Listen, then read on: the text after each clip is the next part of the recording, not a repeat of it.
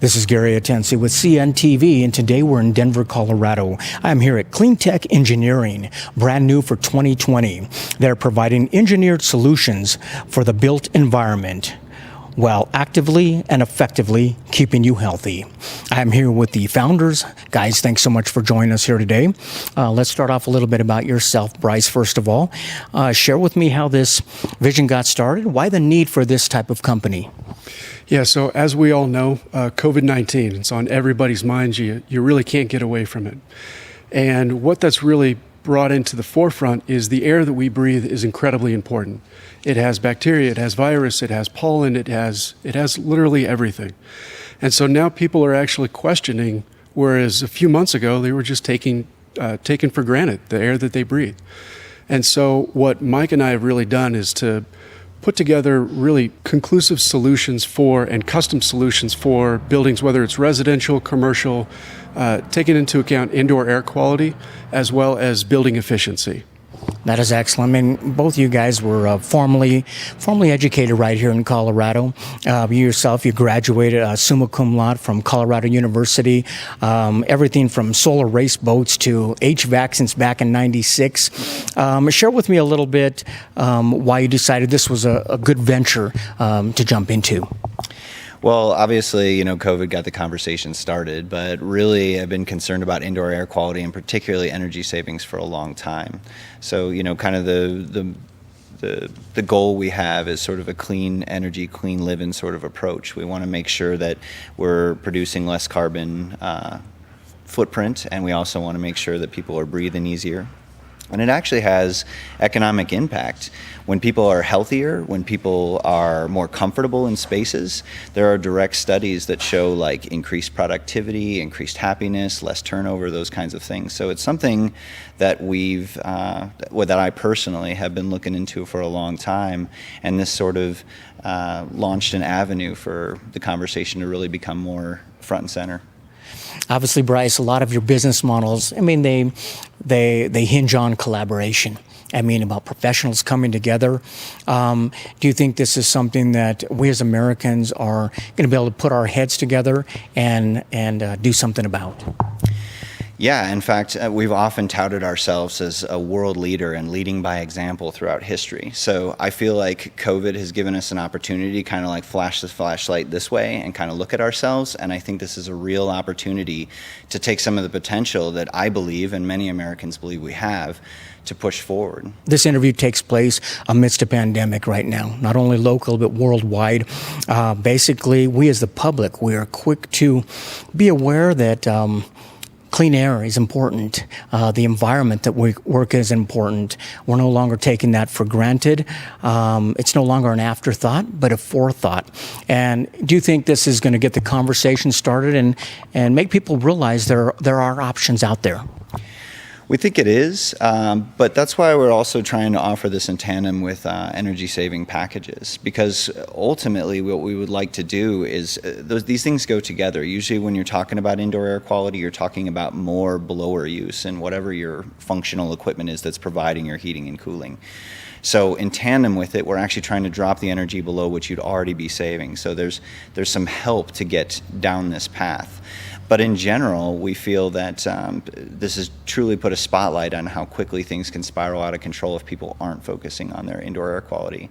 And as a matter of record, the EPA has long stated that the air inside buildings and houses is about 3 to 5 times as polluted as the air outside. So part of my job for years, especially commercially, has been to bring fresh air into spaces.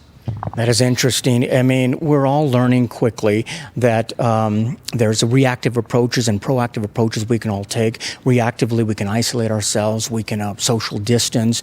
Yet a proactive approach, which is really killing the germ altogether so we don't get sick.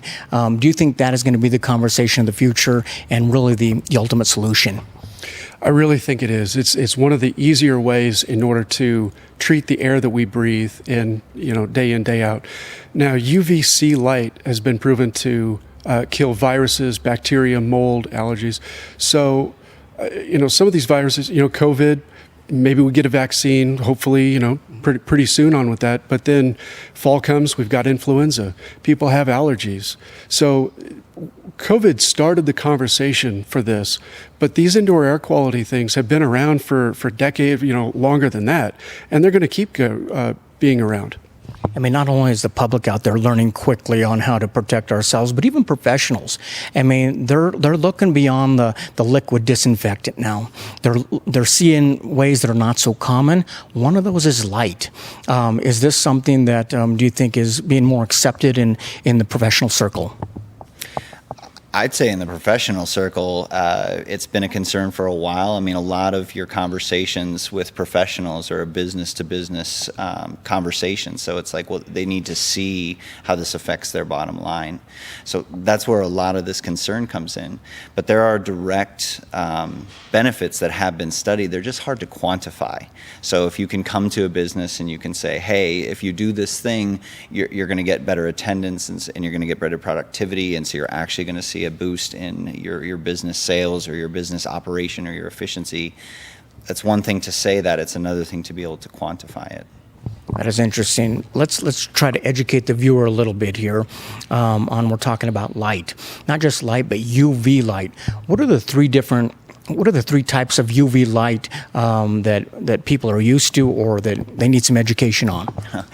So UV is just a wavelength of light, right? And within that wavelength, there are different designations, and the most common being A, B, and C. Now, C is the one that's really of interest to us here because it is part of UV germicidal irradiation, and it's actually the spectrum that eliminates, really the reproduction by attacking the DNA of various pathogens, spores and molds, as well as viruses themselves. That is interesting. I mean, the UVC, this is the same spectrum that's in the sunlight. Been around for billions of years. Actually, back in the 1800s, they were already using UVC light to actually disinfectant. Have we come quite a bit from the 1800s in ways that we're able to administer to the public? Yes, that's yes and no as far as the technology. It's really quite a simple thing in some way. They've added different things such as bipolar ionization, but you are correct. From the sun provides all of these different wavelengths of light, and what UVC does is it adds hydroperoxides to the air, which enables it to become an active ingredient to kill on surfaces and in air of, again, molds, any kind of pathogens, viruses, this sort of thing. So the science has increased in that we've been able to package it better, right? There's always streamlining, efficiency, getting it to where it's an affordable product and not just available in hospitals where they must do it. And so now you've gotten it to economy of scale down to where it's starting to become a practical thing. And I think most interestingly, long since this conversation of COVID, there have been studies that have shown the efficacy of UV light compared to filtration systems such as HEPA or even increased ventilation. And it's actually significantly cheaper to do things this way. And so now that the conversation started, we're thinking it's a great time to both get people to be healthier, but also to save them a little bit of money on the same indoor air quality goals that they've had before. I think it's very important for us as we educate the viewers out there that we have to be pretty clear, folks. This is not UVC light that you're going to be cleaning your hands with. You're not going to be cleaning your body with this. You're not going to see one of these things set up at your local box store that you walk through. This is some pretty dangerous light, but that's what makes it really effective. And you're not going to be injecting this into your body. Yes. So it's important for people to know that this is technology that should be handled by a professional. And so is this something that you hope to see more streamlined and people are able to access it and providing more professionals out there? Definitely. In fact, there's a very, very narrow spectrum that it's really effective against germicidal irradiation. So the actual shape of things is like this across the bandwave. So as you venture away from the wrong wavelength, you quickly start to be looking at an investment that's not going to do anything. You might as well if not invest it if the product isn't made correctly. And then so that's on the manufacturing end, and then on the design end, you have to make sure that you've got enough intensity, because when you're talking about how fast airflow is moving through, say, an HVAC system before a turn, you've only got a certain amount of time of exposure. And even though there have been studies on whether that recirculated air coming back over the UV light will get further irradiation, conservatively, it's just neglected. So you basically get one shot. So if you don't have the correct system put in, you might as well have not invested. So both manufacturing and design are really important. That is interesting. Like you say, make sure you're working with the unit that actually works. I mean, we see people out there doing a lot of things right now. They're looking at UVC, the first two types, 1 and 2. They're taking their clothes outside and letting the sunlight hit it. Maybe it could work, but this is a whole different animal. I mean, this UV light is so much more than just your typical sunlight. It's basically able to take and destroy genetic matter in a matter of a short period of time. Is that kind of exciting as you're able to provide something like that could be mainstream in a few years? Yeah, I mean, when Bryce first approached me about, coming together on something like this with our different backgrounds, I got really excited about it. Again, I always wanted, I get a lot more passionate, when I did my solar-powered race boat. I wanted something that is like looking forward to just simply a better way of doing things instead of spinning the same solutions out over and over again. And so when he approached me on this, and then we saw how many facets it touched in building systems, and that it had a real value to people, and it wasn't just another thing they had to worry about purchasing. There was ways that we could actually help them ease into this transition and actually start to see some return on investment. I got really excited about it, actually. That is very cool. Bryce, let me ask you about this. You obviously seen this as a window of time when it's probably a good time to make this happen. Obviously, we don't have full tests out there knowing if the COVID-19 is something that can be destroyed fully by this UV light. But have they done tests in the past on the other type of viruses, the other type of coronaviruses? They have. Now, it's important to note that every single test and every single product is different. So for anybody that's out there really researching up different products on the market, you really want to look at that test data and how they came up with that test data. Now, a lot of these products, the better ones, they do show a lot of tests, as Mike said, on some of the coronavirus family. Now, not COVID-19 just yet, but they're really cranking on trying to get those tests. But you can see the efficacy when it comes to certain bacteria, certain viruses, influenza, all of that. You can see the kill ratio over that time on the good products. Now, it's important to note that spectrum, that nanometer wavelength is 265. 265 is peak, but most products use low pressure mercury, which operates at 253.7. So that's about as optimal as where we are right now, and it's optimal enough. It puts you in that 99+% range. So for anybody that's looking for products out there, they really need to keep that in mind and get that and get that manufacturer's data from them. That is interesting. And it's kind of like back in the day when we did HD, you had to look at the certain things to make sure you're getting the quality you needed, because like you said, if you're not, you're spending your money on something that probably isn't doing any better than a filter out there as well. Let me ask you this. United States, are we kind of behind the ball when it comes to technology? I mean, I see China out there, other countries already using this UV light. They've got buses out there that are being cleaned in the middle of the night with blue light. They've got even banks that are cleaning and disinfecting their money in this way. Hospital robots are cleaning the floors. Is the United States, do you think we're going to wake up a little bit with this virus and hopefully embrace a new technology that can definitely help us? So when we've been reaching out to some of the manufacturers to really compare and contrast who's got it, what technologies are out there, every single one of them is telling us we did 10 months worth of business in the month of April. And so they're really catching up to this. But a lot of the things that you described, we do have here in the States. It's just not as prevalent. So there's mobile disinfecting technology, those lamps that you said, as far as the buses, all of that we have here in the States. It just hasn't been as readily adopted because there hasn't been a need until now. Let's touch on a couple of the practical ways that this is able to happen. First of all, in the HVAC system. Paint a picture for me how this works for me in simplified terms, if you will. Okay. All right. So you just have a stream of air coming through your your duct system, such as, in any building that we would talk about or any residential home, and you would place the UV light inside that duct system. And then the air is moving at a certain speed across that light. And so based on the intensity of light and how much time in that given straight section of airflow it has to be exposed to that UV light is how much time it basically is irradiated.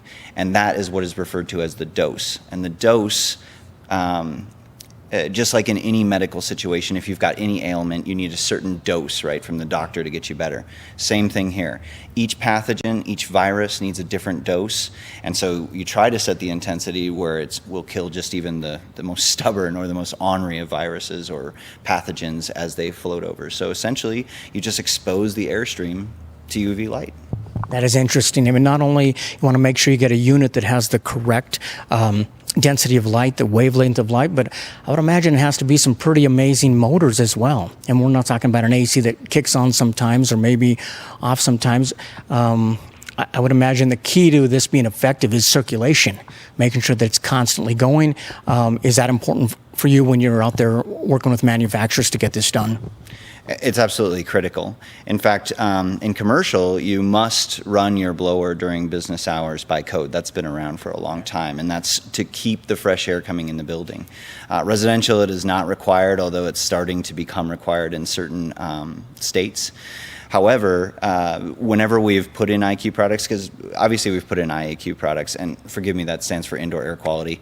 Whenever we've put these products in the past, we switch the homeowner or the business owner over to constant blower operation. And yes, that of course increases energy. But most of the blower motors that we suggest that go in tandem with these use about 1/10 of the electricity as your standard blower motor. And I would say a standard blower motor probably comprises 90% of all blower motors that are in units today. That is interesting. So obviously a great way to keep the air clean. Second way, which is practical, would be surfaces. This is more of a portable solution. Explain to me how these portable units work to make sure that what we're touching is clean. Well, I want to say a little bit of point there. Even the in-airstream ones will work on surfaces. Okay, and the way it works is because, again, when you add that hydroperoxide to the airstream, the air becomes active in its ability to attack pathogens. So it's not just that the viruses get killed in the airstream, it's that in that time that it's passing the UV light, that's when it can become active. So it still works on surfaces. However, with the mobile units or units that you can just put in wall, the drawback is that no one can be in the room because, again, UV light will burn you just like the sun. But the idea is, again, time, right? So I can intensely blast this table with UV light, for 6 seconds, versus something going through the airstream gets about an exposure between 0.25 to 1 second. So it's just a little bit more effective if you really are concerned about surface contamination to blast it with a mobile device or an in-wall device or something like that. That is interesting. So basically for the typical home out there, you can actually get quite a bit right through the air. But when you're talking about hospitals, places that are frequented, that's the way to go about it. I mean, it's not only, it's convenient, it's easy. You plug it into a 110 outlet. It covers 99.9%. I mean, that's pretty amazing. And also the fact that it does it in a short period of time. We're talking 30 minutes and it can knock it out. Yeah, I mean, that's really all you need. I mean, for the mobile units, you can obviously an application in like hotels where you would just wheel it in, close the door, decontaminate the room, and then it's ready for the next guest. With that kind of exposure level, again, you can't be in the room, but if it's something that's been trading occupancy, such as a waiting room or, a particular patient room in a doctor's office, something like that. And obviously you can see other applications in your mind where the mobile unit might work. And there's even devices that actually are placed about 7 feet above our heads. They're called upper air devices, and they aim the louvers that the light goes through such that it doesn't hit people directly, and you can actually still have it in occupied spaces. That is some pretty exciting technology, and definitely right now at a time when it's on the forefront of people's minds. It's the conversation starter, but it should be much more than just about viruses. This is definitely about a way of living, health, and like you said, it affects the bottom line. We found out that, shut down businesses, sickness doesn't work well. right now, I mean, everyone wants to do their part, even more so in a crisis.